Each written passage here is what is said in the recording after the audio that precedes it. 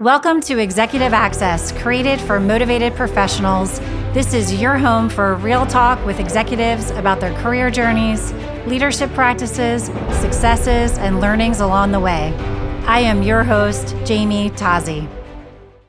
I am speaking today with Maureen Beauregard, CEO of Easterseals, New Hampshire, Vermont, and Farnham. I've had the pleasure of working with Maureen for a few years, and I deeply, deeply respect her leadership. Her team gave her a framed seatbelt representing and symbolizing how she has this amazing gift for creating vision that gets the best out of people and organizations to do big things. She's going to walk us through how she raises the bar. She has dedicated her life to serving families in need, and she brings a huge heart to that mission. And she also brings some incredible deep business experience as she talks about the importance of operational excellence and business planning and more. I usually say, let's dive in, but for Maureen, I'll say, put on your seatbelt and let's hit the gas pedal. Welcome, Maureen Beauregard, to the Executive Access. I am so happy to see you. I'm happy to be here with you, Jamie. Thank you. You are the CEO of Easterseals, New Hampshire, Vermont, and Farnham. And you've really spent your lifetime in service dedicated to families in need. Prior to Easterseals, you founded Families in Transition, which is an organization that helps families and individuals with homelessness situations. You spent time in doing child protective services work. You're just amazing that way. So I'm thrilled to have you on. And I would love for you maybe to start with explaining to us what inspired you to, dedicate your life to serving communities in this way? There's a direct correlation as to why I do what I do with my youth and my adulthood as well. And when there's a picture behind me on the wall, that's my sister Carolyn. When I was younger, we ended up going into foster care, and there were 5 of us. And at the end of that day, we went into care. That was the last day we would ever be together. And it was a really difficult time because my siblings were my world, and suddenly they weren't there either. So I went into foster care and ended up there until I went into college. And I chose to go into child family studies. I chose to go into child protection because I had the inside seat, the inside view about what it meant to grow up in a system like that. And then I had the opportunity to start an organization that was a solution for mothers and children. And instead of taking children from families, let's work on a way to provide a bridge to them staying together when it was. So I was able to, start a program for women and children. It started me, 5 women and their children, and then grew to the state's largest provider of homeless services across the state. And, early on, there was no doubt that I kept housing and rehousing my family of origin, and that was okay with me. I did it with boundaries, and I did it with care, and I did it with heart. And then I had the opportunity to come and work at Easterseals. And the reason for that, Jamie, is because of the young woman, the baby on the wall behind me. And that's Your my sister? sister Carolyn. Yeah. And when I was in one of those foster homes, suddenly my sister Carolyn was on my TV in my living room. And she was the Easterseals, New Hampshire poster child. And I didn't know her anymore because we weren't allowed to see each other. But I always remembered Easterseals. And, by chance, I got to meet the previous president of Easterseals, and I told him about my sister, and he knew her. Oh, He wow. knew her very well, knew her, loved her, cared for her. And it blew me away because I'm sitting across from someone who had something with my sister that I never could. And it made my heart sing to know that she had people like that in her life. And then he sent me a picture of her, which is the expression of that picture is what hangs in my office today. And then it came time for this a new person to take over from someone who'd been here for 50 years. And I can't even believe I got the job. And the impetus for me applying was Carolyn. And, I did get to talk to her once about getting the job. And she said she was proud of me. If it wasn't for Easterseals, she never would have walked. Wow. And that Easterseals was like a family to her. And she loved Larry Gammond. And she ended up passing away a year later.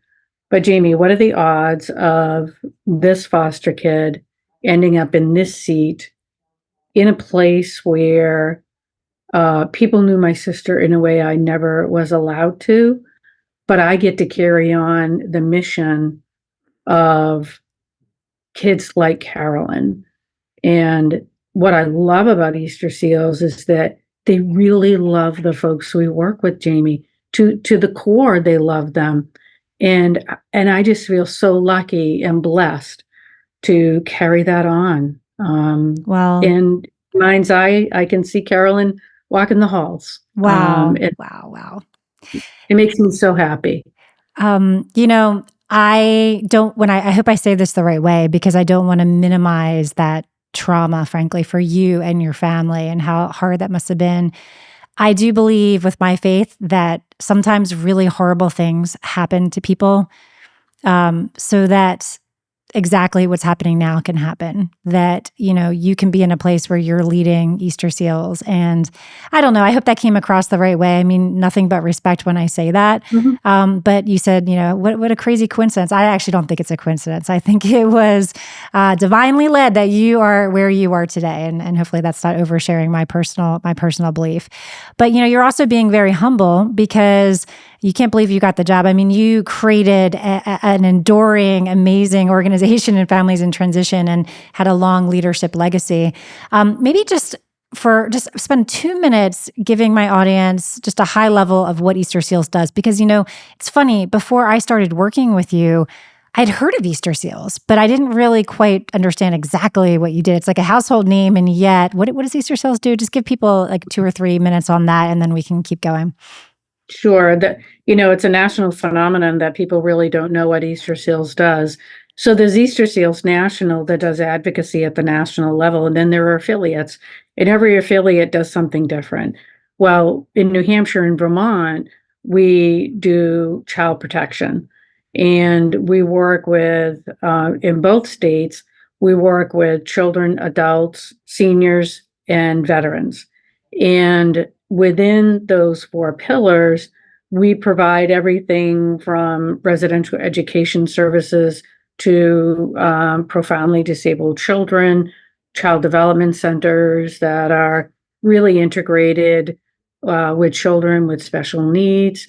We have community-based services for adults with disabilities. We have a lot of them. And we have senior services, adult day, we have home health services, we have a Farnham Center where we provide substance use disorder treatment, and we have military and veteran services where we provide care coordination, gap services, as well as clinical services. So along that stretch, we're really trying to define for the community what we do, but it's so vast that we have to kind of categorize it in those 4 pillars, and then explain it in the way that I did. And it's complicated. Certainly. But we're getting there in terms of people knowing who we are and what we do. And is there about 1,500 team members across the organization? Is that about right? There are, Okay. and we work with thousands of people a day. Okay. 5 years ago when I started, our budget was about 99 million. Today, we're up to about 140 million. And when I speak of budgets, to me, that is mission impact. It means that we have grown this much to help this many more people in an amazing way. Excellent. Great. I love that I wanted you to start there because I wanted people to understand just the complexity and the size and the impact of your organization. And Mhm. because it's a lot of frontline workers that are out there providing these amazing services. It's services across many different programs that span and the whole life cycle of a person's, life and their Exactly. needs. So there's a lot of moving parts and therefore a lot of leadership opportunity and challenges, which we'll dive into.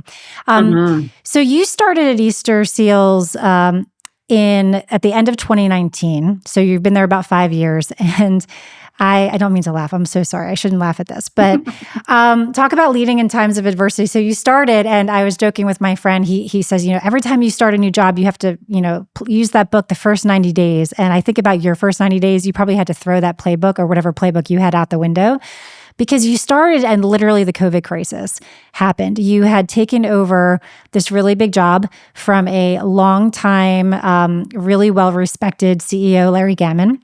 COVID crisis is in place.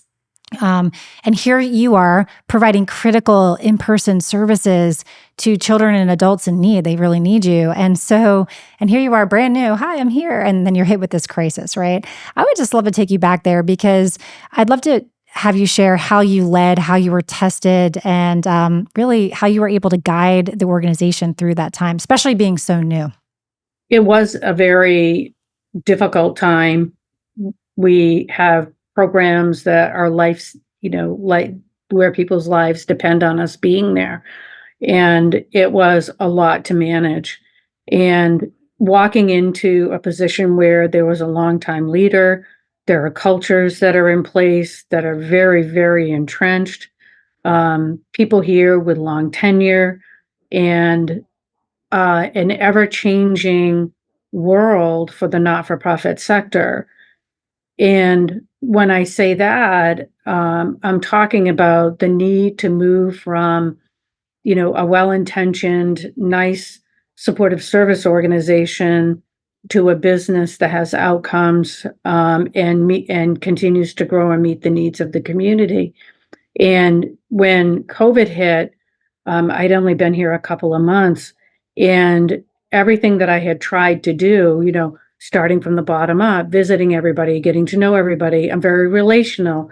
It was my goal to work it that way, and then from the top down with the board, while I couldn't see anybody, and that lasted for a considerable time.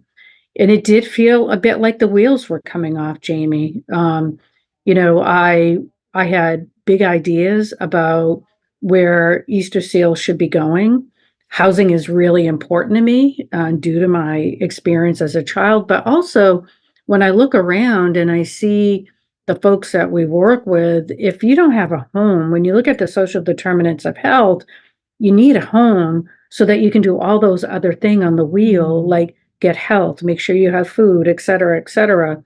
So, so I had all these big ideas about things I wanted to do. And I felt like I ran into a buzzsaw between, following a long leader, entrenched ideals, COVID, and it just felt massive. And then what I understood for me was that we all need to be on the same page. We all need to understand what the plan is because there is no plan right now. And we did a strategic plan in the middle of COVID. Wow. But we needed that, Jamie, so that we knew how to dig out of this and what was waiting on the other side. Well, first of all, I just want to say, not that we have to go into every story, but kudos to your team, both your leadership team and those frontline workers for what they did during COVID. It was nothing. The stories that I heard about just how people showed up, even as they were scared and their families were scared, is just amazing. So I don't want to bring the entire episode down and have everybody recount the COVID days, but it was impactful because that was the start of your leadership. And so what the importance of creating the strategic plan at that time, was it that you just recognized that we need to start moving? Like we can't just be wallowing in just keeping the lights on? We have to start moving forward, or what was it? Help me understand that a little bit better. Just a comment about the staff at Yes. Easterseals. There were people who moved into residences for adults with disabilities or res ed, and they lived there for a period of time Wow. because we didn't have enough staff. So when I think about them and I thought about my role during COVID, I'm like, okay, let's keep moving here. We need to help these folks to not only survive but thrive, and we need to figure out a way to thank them and to keep them. And so that was really important. And then when we think about the reason for the strategic plan, it was disorder. Things were very disorderly because nobody was doing anything they thought they would be doing, and especially in an organization like ours. And I found it really hard to create change when I can't go like, hey, Jamie, let's sit down and talk and let's talk about how none of that was possible. And with the leaders that were here, they were used to doing things the same way. It was a good organization that needed to go from good to great. And I knew that I saw other organizations completely folding under the pressure. And I knew that we needed to either beat this or it was going to beat us. And the way to do that was to say, okay, COVID, you can take your best shot, but you're not going to win. And we need to put our shoulder into this, and we need to really stand up and take the reins. Nice. And we, I saw other organizations that didn't, and it was not pretty. And I know I operate that way. I don't want things to just happen to me. There are things that just happen, but how can we control the happening? And that was a strategic plan. So I'm here in my second year in the middle of COVID, and I'm like, okay, let's do a strategic plan. And it was an interesting thing to get done. And it was magical. It really did what it needed to do, not only for the staff, but for the community, for the board, for the consumers. And I feel like it really held us together. And we didn't just survive during that time, we thrived. We were able to access resources that were always out of reach. We were able to get resources to build, 65 apartments in another town, build a brand new school for our res ed, and get a very large grant from the state to create a military and veterans campus. Not only that, we have these big ideas which are exciting to staff, right? Not only that, but we started listening from the ground up in this strategic plan. Nice. So people were like, oh, somebody wants to listen to us. And that helped to bring them along as well during this time. I love it. And by the way, I sort of chuckled when you said you don't like things happening to you. That resonates deeply with me. I have this image in my head. Every time I feel like something's happening to me, it's almost like I feel like I'm in a dodgeball game and I'm sort of pinned down and people are throwing balls at me. I know that's such a weird image. And I literally call it, wait, I have to get on my front foot. I have to get my momentum forward. And that's what I feel like you did. You're like, okay, wait, we're not going to take this. We're not going to be a victim. We're not going to be, let things happen. Yes, bad things are happening around us. We're going to have to deal with it. But how do we get on our front foot? And I just have this feeling that if anybody's feeling like that out there, think about in your world, what does getting on your front foot look like you all in creating that strategic plan? But getting back to that, one thing, forget COVID for a second. One thing that I notice when we have big transitions in organizations, sort of longtime leaders or founders leave an organization and a new leader comes in, there is a really set culture, right? And a lot of times it is a good to great scenario. Like the organization is really good, but the reason why they brought in the new leader and looking forward about what can be is there's so much more that's possible. And so this balance of how do you bring forward all the great things, all the old, all the great Easterseals stuff that's been going on for years and years and years, while at the same time, challenging the team to act in new ways and to take on new things, like maybe your housing priorities. How were you able to get the team to bridge those things together? I think that the strategic planning process was super helpful. Sure. Hearing the voice of everyone, having people, our plan is the result of what staff wanted. So there's that. And then, the other part of it was, people were ready for a change. I have a great relationship with my predecessor. He shows up every event and I thank him, and I mean it with all my heart. He did a really good job. And he knows that in order for Easterseals to not just survive the next 75 years, things need to change. And he embraces that. And he thanks me for that, not just me, but the organization. So having that seal of approval from Larry Gammon was really important to me.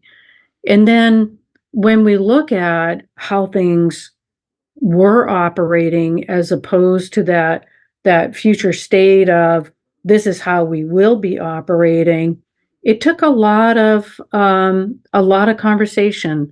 And some of the people who were here aren't here anymore. We really introduced growth mindset, and that is so critical. I've always had that. I'm always looking ahead and trying to see how can we do something better. I'm full of ideas. The other frame that is in my background is a seatbelt, and the staff here gave me that. And because I always say in a meeting, do you hear that click? That's the sound of my seatbelt. You better put yours on. Let's And go. yeah. And just like any other business, Shamie, we need to operate like that. So the systems that we have in place administratively got us to where we were, but how do we get to that future state? Provider of first choice, employer of first choice, everything of first choice. Well, we need to look at how we're operating. We need to look at how we are managing our people. And those are the things that we really needed to concentrate on. But we really went through the organization talking about growth mindset. And it kind of like, I get it now. I mean, I'm at an age where I understand, but it's almost like foreign to me that people don't have a growth mindset, that they can't see to the other side.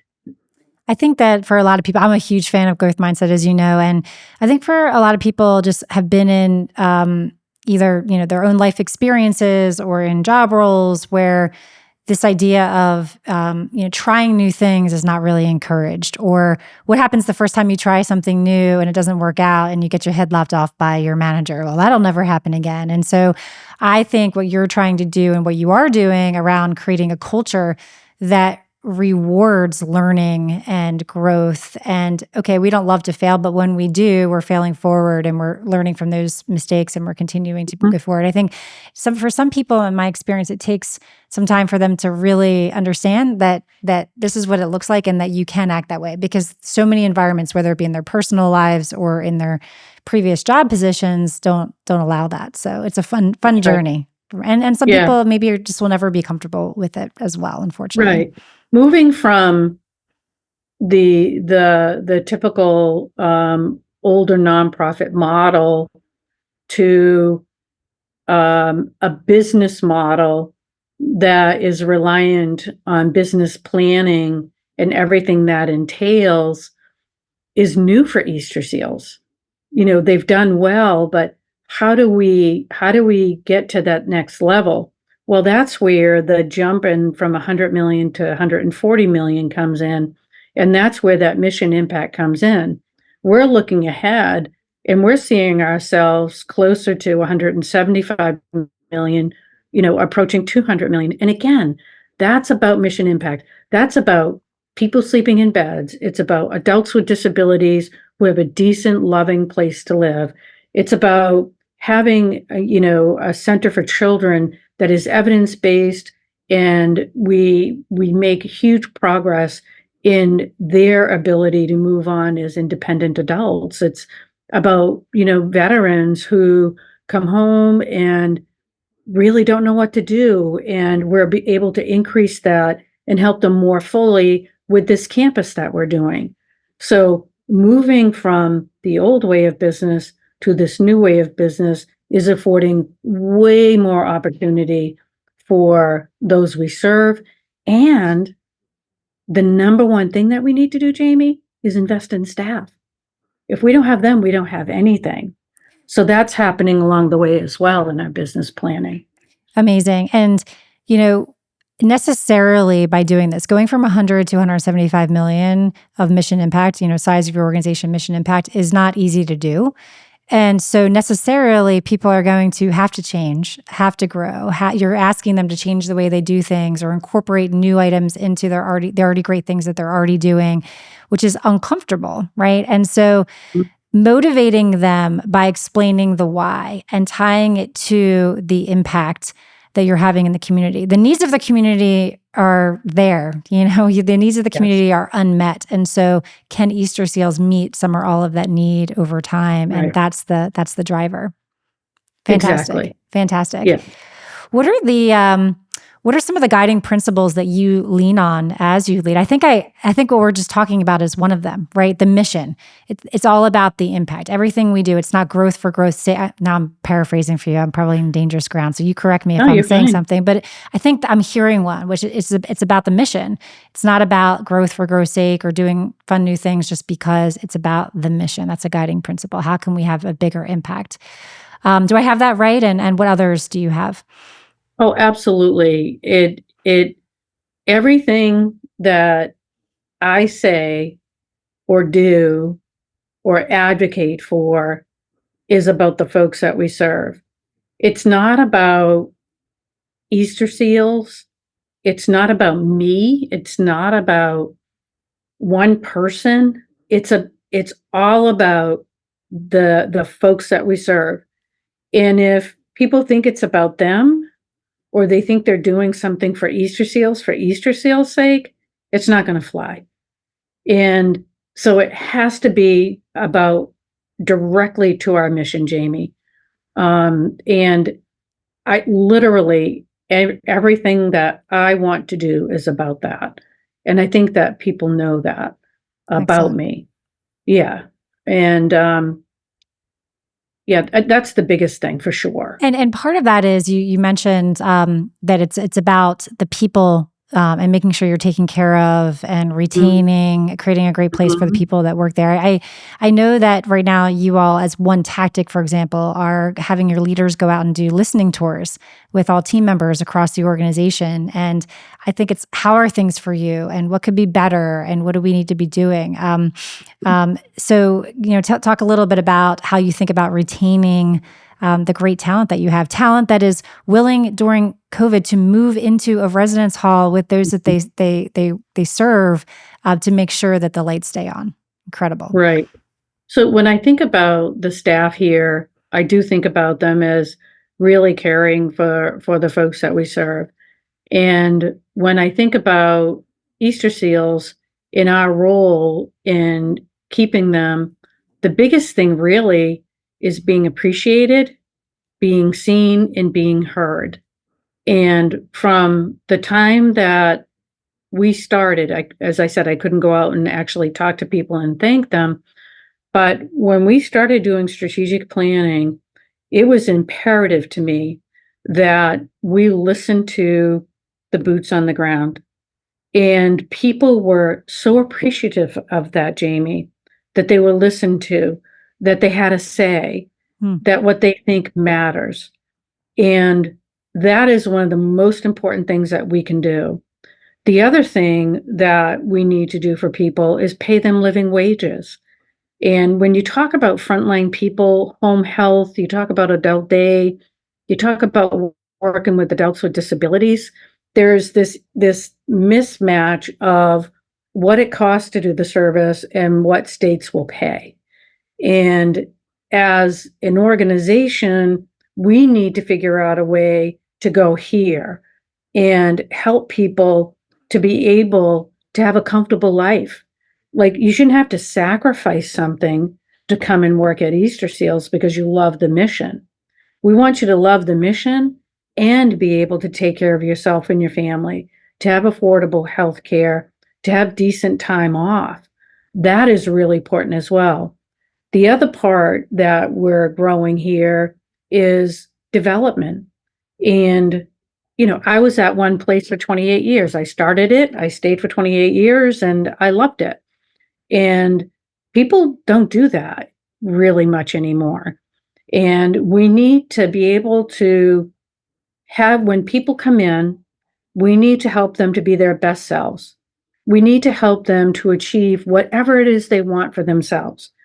And the kicker here is that whether you want to better yourself to stay at Easterseals or to go someplace else, we need to help you to attain that. It's really hard to say, I'm going to be, a home health person for the rest of my life. But you know what? While we have you, we want you to have a pleasant experience. We want you to develop. We want you to grow. We want you to be able to live. And I feel like in an organization like ours, where there can be big turnover because of the direct care that can be so challenging, we absolutely have to do that. Excellent. And, I have found, not at Easterseals, but I've talked to other organizations and, sort of suggest a listening tour. And I hear, well, we don't know if we want to open that can of worms, because if we start to hear what people actually have to say, then we might need to fix everything. And I think that's partly true. If you ask people what they think, you really need to incorporate that feedback into your planning.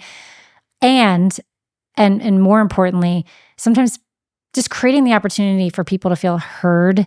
They understand that you're not going to fix everything overnight, but if they feel heard and appreciated, seen, and heard, that is 75% of the battle. And I would just encourage leaders to really, really think about that versus being nervous to take the cork out of that bottle, right? So, and that needs to be ongoing. So when we did the strategic planning, we did interviews and surveys, et cetera. We've done other surveys since then. We have the listening tour. And this isn't like something that you do and you're like, oh, I heard him, let's move on. We need to create systems where at their level of intersection with the organization, they have a voice and their concerns, their cares, their whatevers are heard. And if at all possible, that we can fix if something's not okay. And we can help them to want to stay. And with such a diverse set of programs and locations, there's no way that you'll be able to personally manage all of those things. And so it's about creating the right conditions so that every leader in your organization understands what the guiding principles are. We're here to focus on mission, and we're here to focus on, what did you call it? The provider of choice and the employer of choice. Very simple. Yeah. So leaders in every part of the organization, you have a big accountability and a role and a responsibility just to ask yourself every day, are we the provider of choice in my program? Are we the employer of choice for everybody that is working in this organization? It's a great responsibility, and you have some awesome leaders in your organization. I would agree. And it's been wonderful seeing them grow. For those who want to grow, for those who are curious, they're loving it. And it feels like to be a part of something at this time just feels really special, to see people become who they want to be even more. So that's been exciting. And I met with a member of the senior leadership team. I brought her out to lunch, and we had we spoke for an hour and a half, and we could have spoke for another 5. And she's been here 40 years. 40. And wow. When the conversation we had 5 years ago and the conversation we're having today, are light years apart. And I walked out of there feeling awesome about what this team is accomplishing. And, the best care, the best place to work, we have a way to go, but wow, what a difference. And this person would be honest with me without a doubt, um, in this conversation. And it was just wonderful, to be able to say, phew, it is working. That's really great. One thing that I've heard you say multiple times that I'd love our audience to hear is you say a lot, you have to do the right thing even when it's hard, or you challenge yourself to do the right thing even when it's hard. Can you share a little bit more about your philosophy there? Sure. As leaders, I believe that most of the time we know inside what we really need to do. And what can get in the way is our own fears of not being liked, fears of, disruption, fears of conflict, um, fear of taking a risk, for doing what's right, even when it's hard. And when I came to Easterseals, I told myself I would do what's right, even when it's hard. And those first 2 years were exceptionally hard. And there were times where I'm like, I wonder if they're going to invite me back tomorrow because it was that hard and the decisions were that big. And what I found was if I moved forward, of course, in a way that's respectful and clear, and people didn't have to wonder why I came to such a conclusion. What I needed to do that was hard was understood. And that has helped me to do it even more and more and more. There are times I don't want to make decisions about certain things or certain people, but it's not fair to the organization or to other staff to not do what's right, even though it's hard. So, how can a leader that is struggling with that take a step forward? How are you even able to keep that commitment to yourself? Any specific things you can share? I'm not even sure what I'm asking, other than yes, I agree. And how do you do that? Because it's something I struggle Yeah, with sometimes. yeah. I talk to others about it. I have an awesome job coach, that person that Jamie that I talked to. Thank you. Seriously, it's being in the middle and at the top. It's really hard to keep on doing what's right, even when it's hard. Having that outside voice, that outside person that can help to see things clearly, kind of like disperse the smoke a little bit, and help talk it through is really helpful to me in doing what's right, even when it's hard. Having a strong board chair has been super important to me in this role. And having my back has been really important in doing what's right, even when it's hard. Building a leadership team that believes in our mission, that really embodies our strategic plan. Our strategic plan really is our promises. That's how I frame it.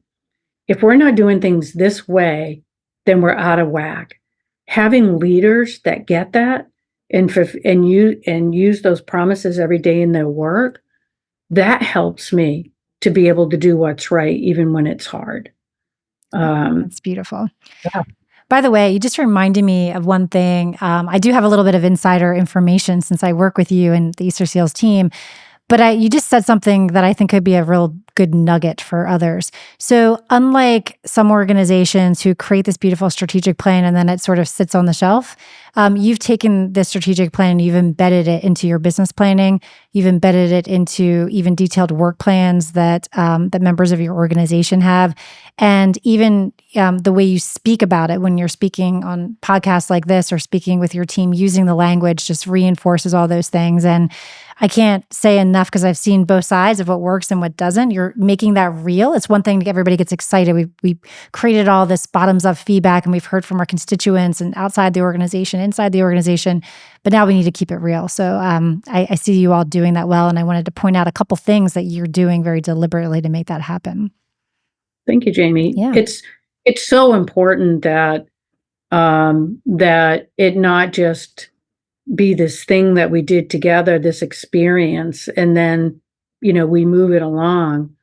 We needed to be very intentional in really having that be the foundation and be the overlay to all of our decisions, all the way through to, like you said, work plans, business planning, the board.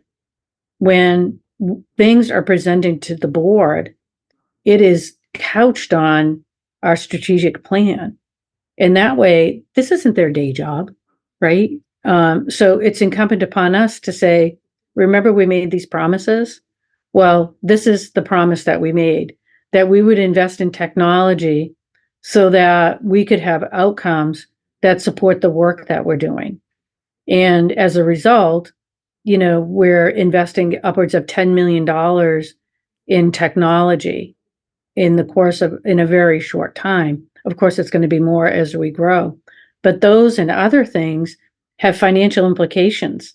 And we really need to be able to present that to the board because their responsibilities, fiduciary governance, and things like that.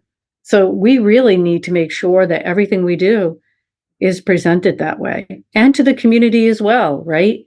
There are lots of nonprofits out there, and the not-for-profit sector needed to change a long time ago.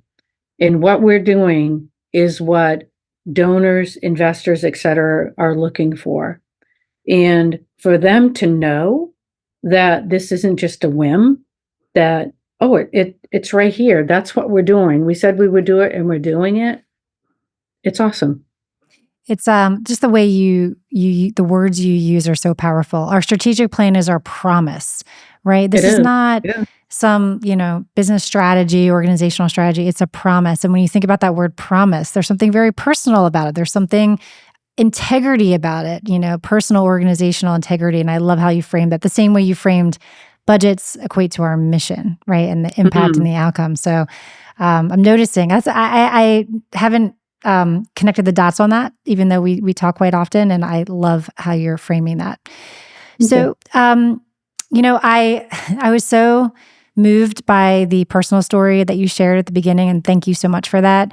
That I forgot to ask you my signature question, and so I don't want to let you get off the call without asking you. But what are you doing with a growth mindset to grow personally or professionally these days? What's your own personal growth mission? So I went back to school in the middle of COVID, and I'd been running a business for a long time. And I thought, Maureen, let's hit the refresh button. So I got my master's degree. Wow. And that was amazing. I am, on a personal level, I am trying to take advantages of as many adventures as I possibly can. Rappelling, down a 10-story building. Oh my gosh. Jumping out of a plane with the U.S. Army Golden Knights. I didn't get to do it. We were the last 5. The weather came in, but I will do it. Just the fact that you got in and you were ready to do it, I think you can check at least half a box. That's crazy. We were up there. I was tied to my guy. The other 15 people already jumped. They opened the door and they said, bad weather. I had to take the next day. No. I had to take the next day off. I was so disappointed. Oh my gosh. But I want to experience life. I want to really, when I think about Easterseals and I think about growth mindset. I want to like relax with the folks that we serve, with the staff. That brings me joy. Nothing I like better than spending time with staff and folks we serve. So a combination of all of those things helps me to Fantastic. keep growing, Jamie. Excellent. I love that. Thank you so much. I have another signature question for you that I ask my final question. If you could wrap up by giving just one piece of advice about leadership, what would that be? I would say do what's right even when it's hard. Being a leader isn't a popularity contest, and I think that helped me to establish myself as a true leader, one that people understood that I meant business. And I think some of the decisions that I made, people understood that I heard them, that I wanted for them the best experience here at Easterseals. The other really is about, keep reaching. And when you think that you've reached, I always say, what's our future self look like? Understand that that's constantly moving. The environment changes, politics is in play. We had a pandemic. Who knew that would happen? We always need to keep a lookout and keep reaching and learning. There's always more to do. I love that, Maureen. Well, thank you so much. And thank you for sharing your story about your beautiful sister, Caroline. I do believe that Thank you. she is watching and smiling and walking the halls, and you're doing just a phenomenal job with the team. I can't wait to see all that Easterseals, New Hampshire, Vermont, and Farnham is going to continue to deliver. And if anybody in my listening audience would like to get involved, please go to the Easterseals, New Hampshire website, and you can learn all the volunteer opportunities. You can learn how to contribute. As you heard, Maureen is running a tight ship over there. She's getting more operationally sound every day. She's looking for better and better ways to create impact, and so is her amazing team. So Maureen, just thank you so much for carving out the time for us today and for sharing your leadership journey and wisdom with us. Thank you for having me, Jamie. I always love talking with you. Always, my friend. Right back Thank you. at you. Thanks. Thank you for listening to this week's episode. Join us every Tuesday for insider access to executive leadership.